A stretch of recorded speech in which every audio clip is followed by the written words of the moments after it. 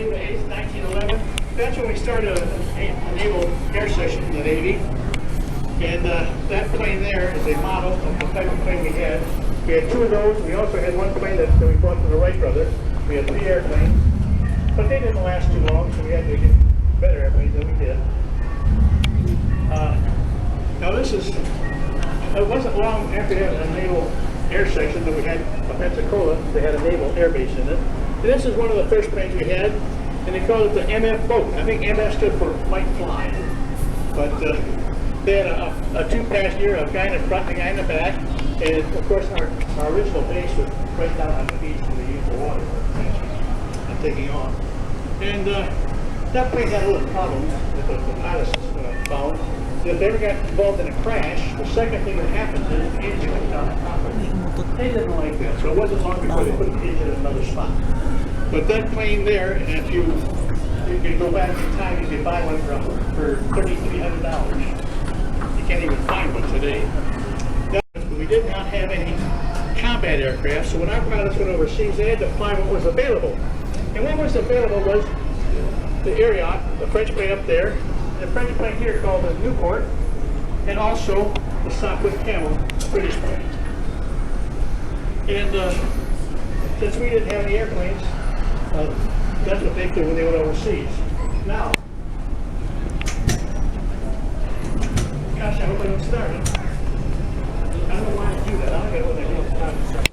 First of all, a pilot will tell you that when you take off an airplane and that tail wheel comes off the ground, you're sitting on the 2 front wheels, the engine causes a torque that makes the plane want to go to the left. So you have to correct for that with your rudder pedal. But this one, this is a different type of engine. This is called a rotary engine. And a rotary engine, the engine turns as well as the prop. So boy, if we got torque now, we could make a great left turn.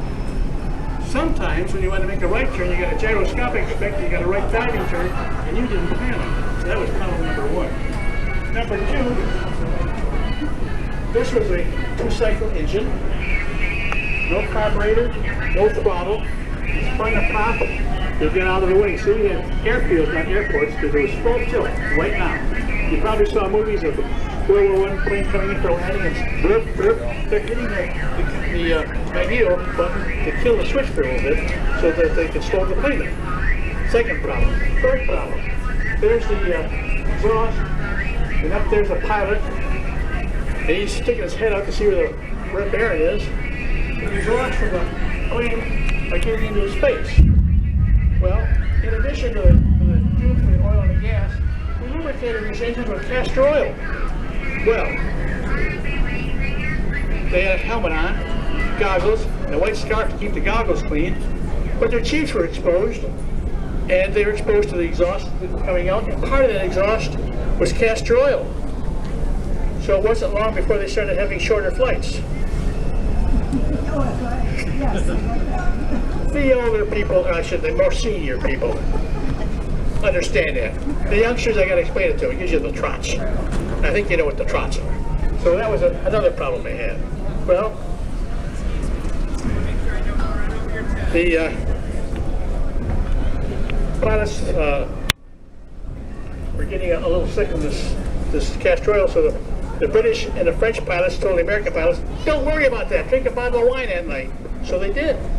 And they woke up the next morning with a hangover, a plane that could make a great left turn. They had no throttle.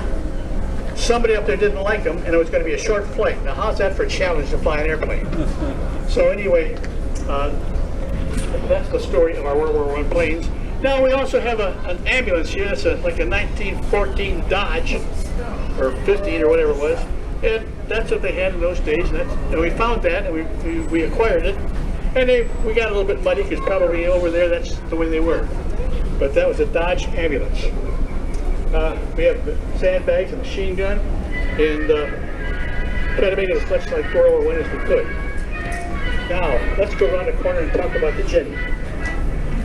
Overseas, they flew what was available, but they trained in this kind of plane. And we've got what they call the skin off of the fabric, so you can see what a plane looks like. This is called the leading edge. These are called spars. Wings that help stretch the wires that help stretch the wings. The joysticks look like baseball bats. And when Glenn Curtis designed this engine, he called it the O engine. And then he made some improvements that got more horsepower, so he called it the O plus engine. And then somebody, instead of typing it up, instead of making a plus sign, made an X, and we ended up with the OX5.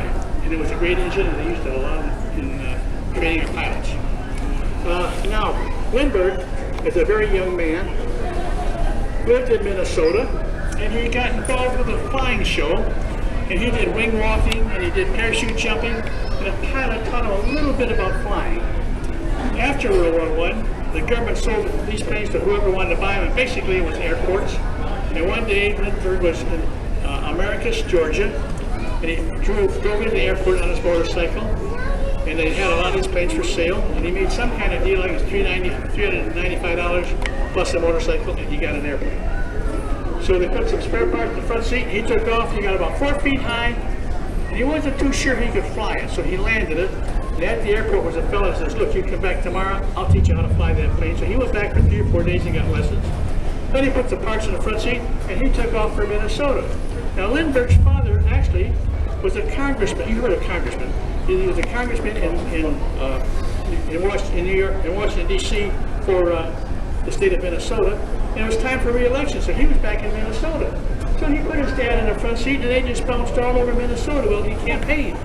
And one day he took off, the pilot took off with Lindbergh in it, and a wheel fell off. I think the opponent was trying to tell him something, but his dad did win, and he went back to Washington. Lindbergh and his family lived in Detroit for quite a while, which is where I'm from. And in World War II, Lindbergh was working for a company that was building planes for the government. And he told the board of directors, I want to go to the South Pacific and sit down eyeball to eyeball with the pilots and find out what their problems are, and maybe we can just design a better airplane. So he did. And when he got over there, he met MacArthur. And he says, I'd like to fly a couple of combat missions. And he said, why not? They gave a P-38 to go with a group into a combat area. They found some Japanese planes, and one flew in front of him, and he shot it down. He was the only civilian in World War II that shot an enemy aircraft down in the South Pacific. But anyway, while he was there, he actually flew 50 missions. And while he was there, he flew several other airplanes, and we got one called the F-4U Corsair, which was the flagship flew. He was flying that type of plane. He found a way to better manage the fuel, and in doing that, he increased the range of the airplane by 50%. So that was a big advantage to us. So he did a lot to help us out in the South Pacific. Now, after World War I, the pilots from World War I put out and bought these planes because they had to have a job. They couldn't get a job. They bought a plane, and they put up signs. They'd fly to a small town and land in a farmer's field, put up a sign, be a big shooter, take your girlfriend up for a ride, $2. And they did. Okay? And then about 6 weeks later, she got $2, took her to the city hall. This plane helped to increase the population in our country in those days. I don't know if that's true. It should be a good story, though. That's about, oh no, there's another thing. Before we got a better way to do it now, but that's how we got started. And we had a little problem with this plane. First of all, the plane got the name Snoopy, not because of the cartoon character, but we had one of our guys that would fly over the German lines and snoop around, come back and tell everybody what he saw. They nicknamed him Snoopy. Well, when the guy had a cartoon character and found that out, Snoopy got himself an airplane. Well, the Germans did the same thing. Well, there's something about this airplane that's very evident that it's not too swift, and that is, it's got a machine gun and it's got a propeller. Now, we thought the bullets would come out so fast and the props would spin so fast that they wouldn't meet. Now, that's what we thought. Actually, what happened was we started shooting holes in the propeller, and the propeller started to whistle. When we shot the tip of the propeller off, the pilot started to whistle. So we had to do something about that. We put a metal plate on the back of the propeller so the bullets couldn't hurt the propeller. Except we now generated another problem. The bullets were bouncing back at the pilot. Remember I talked about the planes coming over? So some of the German planes come over our area, we shot them down, we took them back to our hangars, took them apart to see how they solved the problems, and they had solved it. They come up with a thing called an interrupter, the engine and the propeller into the machine gun, and when the prop was straight up, the machine guns couldn't fire.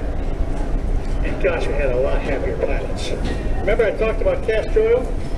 Anybody want to hold up castor oil? I guess not. But that's what we lubricate these planes with. That's all about this plane. Now we're going to get out of World War I, and we're getting in what we call the golden age of aviation, which is that time from right after World War I to just before World War II. And we got a lot of places to talk about it. You give me a minute to get down here, we'll go right over there.